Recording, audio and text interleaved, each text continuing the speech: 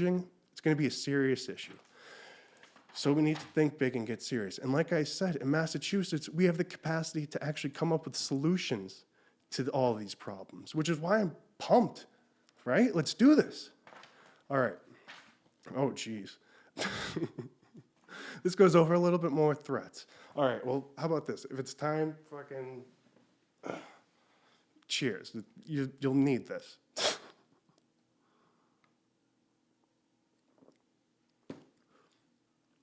We do know that this virus is just a small threat compared to what can happen, right? Small. It's just one of thousands of threats that threatens all of humanity, all right? And we're in the trajectory of these things getting a little bit worse. Human life is so fragile, all right? So fragile. But it's only a matter of time until what's next. So what's next? What's foreseeably next is that we're at greatest risk for global catastrophe is going to be a few things. One of them is going to be obviously highly infectious microbes transmitted through air, water, food, blood, and bugs that attack us, but also our food. A disease that can attack food that our food system can't quarantine. If it's a disease that causes rot and it can just spread, we have a serious issue. But also, the same impact of that could be caused by climate change. And it's going to be serious. Like I said, too much rain, not enough rain, an early frost, a late freeze, one bad year back to back with another bad year is going to cause serious problems. Like I said, we have billions of people working off this food system. And it's fragile. We're fragile. The food system's fragile. And we're going to see, let's say something that does affect, like our biggest national food products, corn, soybean, chicken, beef. We're going to feel the impacts if something happens to that. There's so much crossover between disease and food. We need to be ready for this, guys. We need to be ready. Think big, get serious. What is it? And then it just keeps getting worse. We're going to see it as food prices, but what's going to happen when this starts happening all over the world?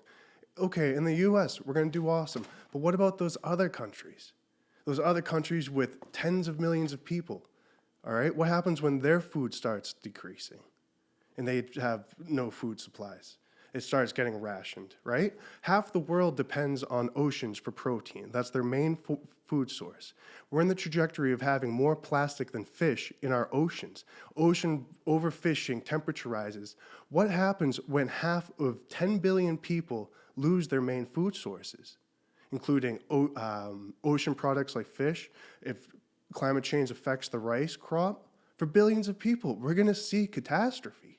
And like I said, we're already at an economic brink of people not having much, right? People don't have much, so what happens when we start injuring their food supplies? It gets very serious, and that's one of the natural things. We have natural forces in economic decline, and we're going to cross a threshold with billions of people where economic pressures turn into survival pressures, and it's not going to look pretty. Because if you know, just look at the words. Pandemics lead to pandemonium. It's not just the disease or what happens to our food. It's the human responses that are just as dangerous.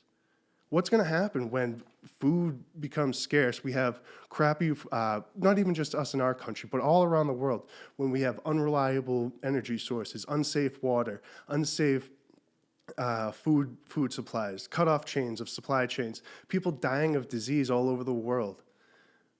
What are people going to do in that position? It's going to get dangerous and scary. All right?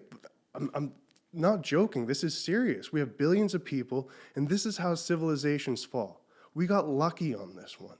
All right? It caught us off guard, but yeah, we're ready now. Let's do it. All right?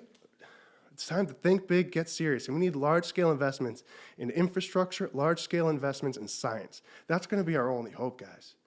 Investing in science, let's double down. All right? Let's fucking keep going. All right. Yeah, this is why I'm going out loud, because it gets, when I'm reading this, it gets a little dark. But this is good. What is it? Yeah, man, we need to get ready. But all right, so I went over a lot. That's lots of problems, big scope of problems.